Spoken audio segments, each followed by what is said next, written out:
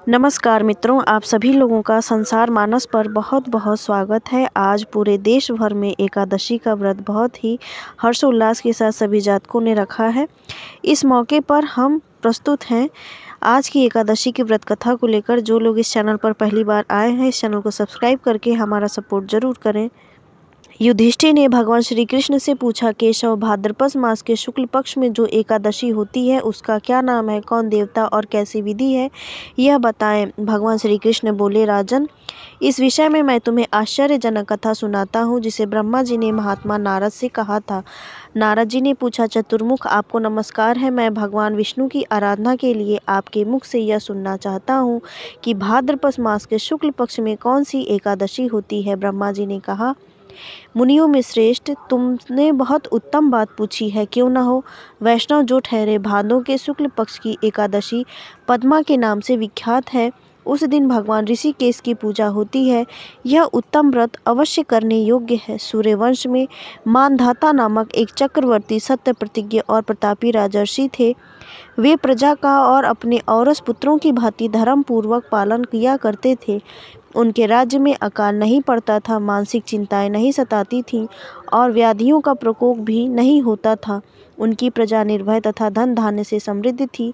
महाराज के कोष में केवल न्याय उपार्जित धन का ही संग्रह था। उनके राज्य में समस्त वर्णों और आश्रमों के लोग अपने अपने धर्म में लगे रहते थे। मानधाता के राज्य की भूमि कामधेनु के समान फल देने वाली थी। उनके राज्य करते समय प्रजा को बहुत सुख प्राप्त होता था। एक समय किसी कर्म का फल भोग प्राप्त होने पर राजा के राज्य में 3 वर्षों तक वर्षा नहीं हुई। इससे उनकी प्रजा भूख से पीड़ित होकर नष्ट होने लगी। तब संपूर्ण प्रजा ने महाराज के पास आकर इस प्रकार कहा। प्रजा बोले, नृपश्रेष्ठ, आपको प्रजा की बात सुननी चाहिए। पुराणों में मनीषी पुरुषों ने जल को नारा कहा है। वह नारा ही भगवान अयन निवास स्थान है, इसीलिए वे नारायण कहलाते हैं। नारायण स्वरूप भगवान विष्णु सर्वत्र व्यापक रूप में विराजमान है। वे ही मेघ स्वरूप होकर वर्षा करते हैं। वर्षा से अन्न पैदा करते हैं और अन्न से प्रजा जीवन धारण करती है। नृपश्रेष्ठ, इस समय अन्न के बिना प्रजा का नाश हो रहा है, अतः ऐसा कोई उपाय कीजिए जिससे हमारा योगक्षेम निर्वाह हो। राजा ने कहा, आप लोगों का कथन सत्य है, क्योंकि अन्न को ब्रह्म कहा गया है। अन्न से प्राणी उत्पन्न होते हैं और अन्न से ही जगत जीवन धारण करता है। लोक में बहुधा ऐसा सुना जाता है तथा पुराण में भी बहुत विस्तार के साथ ऐसा वर्णन है कि राजाओं के अत्याचार से प्रजा को पीड़ा होती है, किंतु जब मैं बुद्धि से विचार करता हूँ तो मुझे अपना किया हुआ कोई अपराध नहीं दिखाई देता। फिर भी मैं प्रजा का हित करने के लिए पूर्ण प्रयत्न करूंगा। ऐसा निश्चय करके राजा मानधाता इन्हीं गुने व्यक्तियों को साथ लेकर विधाता को प्रणाम करके सघन वन की तरफ चल दिए। वहां जाकर मुख्य मुख्य मुनियों और तपस्वियों के आश्रमों पर घूमते फिरे। एक दिन उन्हें ब्रह्मपुत्र अंगिरा ऋषि का दर्शन हुआ। उन पर दृष्टि पड़ते ही राजा हर्ष में भरकर अपने वाहन से उतर पड़े और इंद्रियों को वश में रखते हुए दोनों हाथ जोड़कर उन्होंने मुनि के चरणों में प्रणाम किया। मुनि ने भी स्वस्ति कहकर राजा का अभिनंदन किया और उनके राज्य के सातों अंगों की कुशल पूछी। राजा ने अपनी कुशल बताकर मुनि के स्वास्थ्य का समाचार पूछा। मुनि ने राजा को आसन दिया और अर्घ्य दिया। उन्हें ग्रहण करके जब वे मुनि के समीप बैठे तो उन्होंने इनके आगमन का कारण पूछा। तब राजा ने कहा, भगवान, मैं धर्मानुकूल प्रणाली से पृथ्वी का पालन कर रहा था, फिर भी मेरे राज्य में वर्षा का अभाव हो गया। इसका कारण क्या है, इस बात को तो मैं नहीं जानता। ऋषि बोले, राजन, यह सब युगों में उत्तम सत्य युग है। इसमें सब लोग परमात्मा के चिंतन में लगे रहते हैं तथा इस समय धर्म अपने चारों चरणों से युक्त होता है। इस युग में केवल ब्राह्मण ही तपस्वी होते हैं, दूसरे लोग नहीं हो सकते। किंतु महाराज, तुम्हारे राज्य में एक शूद्र तपस्या करता है, इसी कारण मेघ पानी नहीं बरसाते। तुम इसके प्रतिकार यत्न करो जिससे अनावृष्टि का दोष शांत हो जाए। राजा ने कहा, मुनिवर, एक तो यह तपस्या में लगा है, दूसरा निरपराध है, अतः मैं इसका अनिष्ट कैसे करूं? आप उक्त दोष को शांत करने वाले किसी धर्म का उपदेश कीजिए। ऋषि बोले, राजन, यदि ऐसी बात है तो एकादशी का व्रत करो। भाद्रपद मास के शुक्ल पक्ष में पद्मा नाम से विख्यात एक एकादशी होती है और उसके व्रत के प्रभाव से निश्चय ही उत्तम वर्षा होगी। नरेश, तुम अपनी प्रजा और परिजनों के साथ इसका व्रत करो। ऋषि का यह वचन सुनकर राजा अपने घर लौट आए। उन्होंने चारों वर्णों की समस्त प्रजाओं के साथ भादों के शुक्ल पक्ष की पद्मा एकादशी का व्रत किया। इस प्रकार व्रत करने पर मेघ पानी बरसाने लगे, पृथ्वी जल से आप्लावित हो गई और हरी भरी खेती से सुशोभित होने लगी।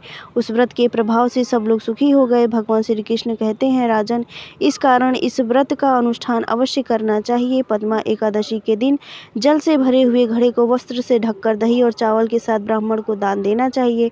साथ ही छाता और जूता भी दें। दान करते समय एक मंत्र है, उसका उच्चारण करें। नमो नमस्ते गोविंद बुद्ध श्रवण संज्ञक अघौघ संक्षयम कृत्वा सर्व सौख्य प्रदो भव भुक्ति मुक्ति प्रद अश्चैव लोकानाम सुखदायक।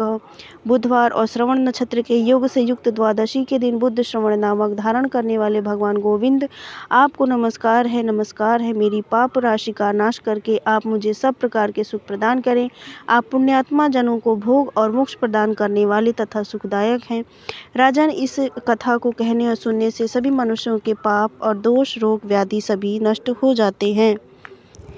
यज्ञ दान तपः कर्म न त्याज्यम कार्यमेव तत्। श्रीमद् भगवद गीता में भगवान श्री कृष्ण के वचन अत्यंत महत्वपूर्ण है। यज्ञ दान और तप रूप कर्म किसी भी स्थिति में त्यागने योग्य नहीं है, अपितु कर्तव्य रूप में इन्हें अवश्य करना चाहिए। शास्त्रों में तप के अंतर्गत व्रतों की महिमा बताई गई है। सामान्यतः व्रतों में सर्वोपरि एकादशी व्रत कहा गया है। जैसे नदियों में गंगा, प्रकाशक तत्वों में सूर्य, देवताओं में भगवान विष्णु की प्रधानता है, वैसे ही व्रतों में एकादशी व्रत की प्रधानता है। एकादशी व्रत के करने से सभी रोग दोष शांत होकर लंबी आयु, सुख, शांति और समृद्धि की प्राप्ति तो होती ही है, साथ ही मनुष्य जीवन का मुख्य उद्देश्य अर्थात भगवत प्राप्ति भी होती है। संसार में जीव की स्वाभाविक प्रवृत्ति भोगों की ओर रहती है, परंतु भगवत सन्निधि के लिए भोगों से वैराग्य होना ही चाहिए। संसार के सब कार्यों को करते हुए भी कम से कम पक्ष में एक बार हम अपने संपूर्ण भोगों से विरत होकर स्व में स्थित हो सकें और उन क्षणों में हम अपनी सात्विक वृत्तियों से भगवत चिंतन में संलग्न हो जाएं। इसी के लिए एकादशी व्रत का विधान है।